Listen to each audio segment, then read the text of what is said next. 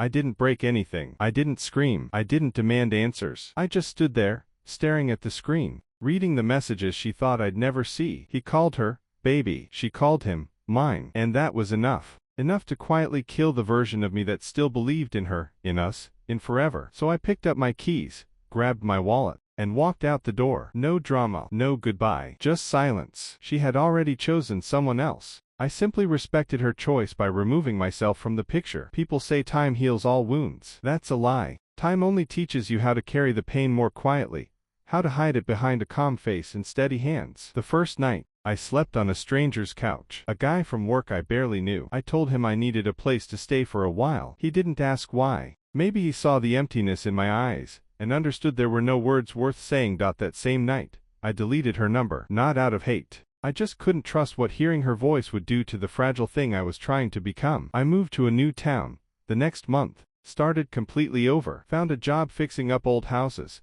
tearing down cracked walls, pulling out rotten wood, rebuilding from the bones up. Something about the work felt right. Every nail I drove in, every broken piece I replaced, felt like I was doing the same thing to myself. The nights were the hardest, not because I missed her voice or her laugh. I missed who I thought she was. There's a big difference, you know, between missing a person and missing the idea of who you believed they could be. I never told anyone what happened. Not my parents. Not my closest friend. I carried the truth alone because it felt too heavy to put on anyone else's shoulders. I didn't hate her. I hated what she did to the part of me that still believed in loyalty, in promises, in forever. And then, just when I'd finally stopped looking back, she found me. It was a Saturday afternoon. I'd just gotten off work, sweaty, tired, covered in sawdust and streaks of paint. I was unlocking my small rental house when I heard a car pull up behind me. I didn't think much of it until I heard her voice. Daniel. I froze, turned around slowly, and there she was, the woman who had shattered me once.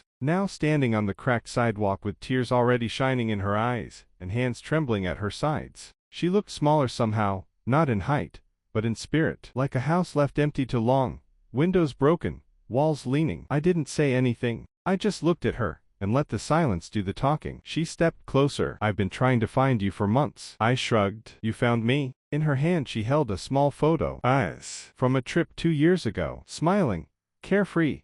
Arms around each other like the world couldn't touch us. A moment I used to believe was real. I ruined everything, she whispered. Her voice cracked like old plaster giving way. I don't expect you to forgive me. I needed to see you, to say I'm sorry. Really sorry. Inside, I wanted to scream, wanted to ask why she threw away everything we built, why she broke something she swore she'd protect. But I didn't. I stood there, arms crossed, heart guarded behind fresh walls I'd built myself, and let her speak. She told me he was gone, that he never wanted to commit. The excitement faded fast, and all she had left was regret and guilt. She said she thought she wanted more than what we had, but losing me taught her that I was the more she'd been searching for all along. Funny, isn't it? How people only realize your worth after they've destroyed it. She started crying harder, right there on my porch. Neighbors probably watching from their windows, but I didn't care. She begged me to let her explain more, to talk, to grab coffee, to just sit together for a little while. For 1 week moment, I almost said yes,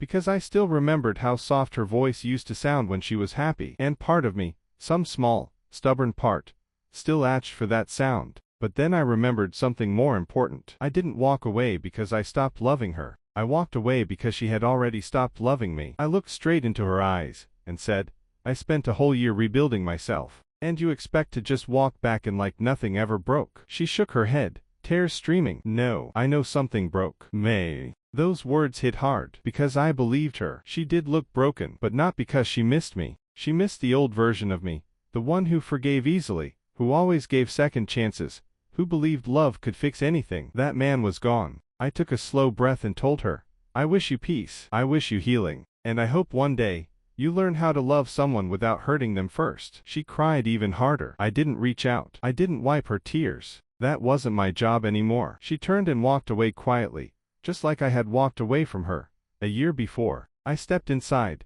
closed the door, and leaned my back against it. My chest ached, but not because I still loved her. It ached because I was finally letting go, not of her, but of the pain, of the need for answers, of the version of myself that still needed closure. I didn't need any of it anymore. I already had what I'd been searching for all along. Peace.